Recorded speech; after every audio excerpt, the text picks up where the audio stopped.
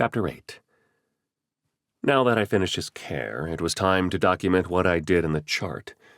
An equally time-consuming task cloaked as an important accessory to patient care, when in reality, 95% of the chart will never be seen by anyone except billing agents and the occasional lawyer. After a quick sigh of resignation, I sat at my workstation and began documenting the encounter. I was only a few sentences in when someone shouted my name a third time in under 5 minutes. That freaking guy. What had gotten into him today? Usually he was annoying, but tolerable. I locked my computer and stood up. I guess I'll catch up on charting later.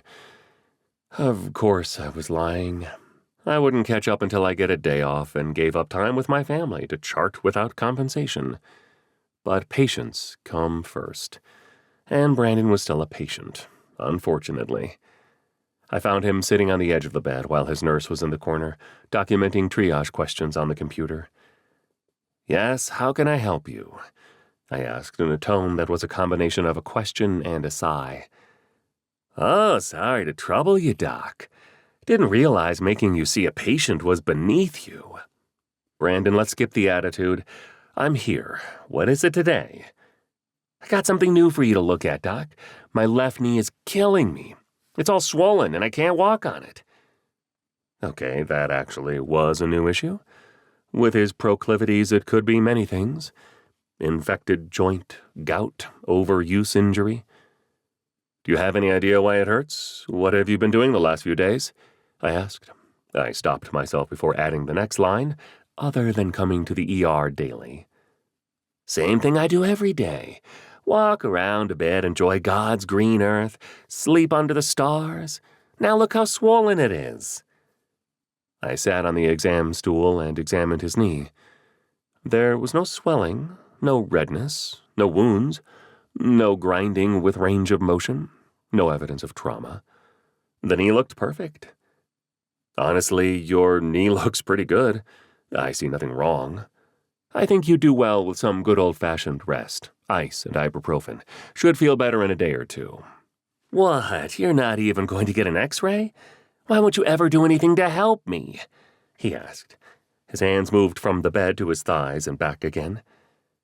"I am giving you my honest medical opinion. If you were my father with this history and exam, I would tell you the same thing. I'll get your discharge papers ready." "Man, you docs think you're all that, don't you? You always kick me out like I'm some sort of drug addict, just here for a fix."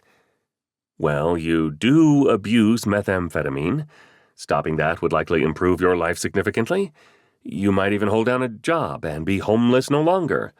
Would you like me to see if our social worker can help refer you to a treatment program?" "Those places don't do anything for anyone.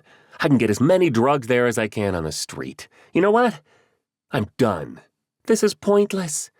You don't think I'm ever going to stop using drugs, do you?" I looked at him and paused before replying. "Do you want my honest answer?" Brandon jumped up off the bed and grabbed his backpack.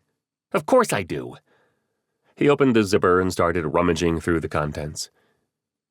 "No, I don't think you're going to stop. You have a very severe addiction and blame everyone but yourself for it. In all the times I've seen you, I don't think you've ever accepted responsibility for the position you find yourself in. Until you do that, you are going to continue to struggle. I'll get your paperwork ready." I stood up and turned to leave the room, but stopped when Brandon spoke. "I'll prove you wrong, Doc. Today is the last day I'll ever use meth again. I promise." That got my attention. Did I finally get through to him? Did he just need some good fatherly advice and accountability? A little tough love? Let's see where this goes. "How are you going to do that?"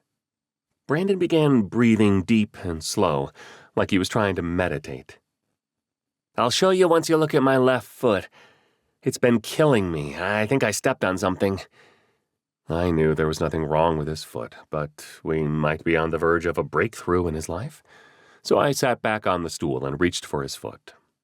"Okay, I'll look while you tell me your plan to get clean." He cocked his head to the side and grinned at me, but his eyes didn't pinch closed like they would in a normal grin.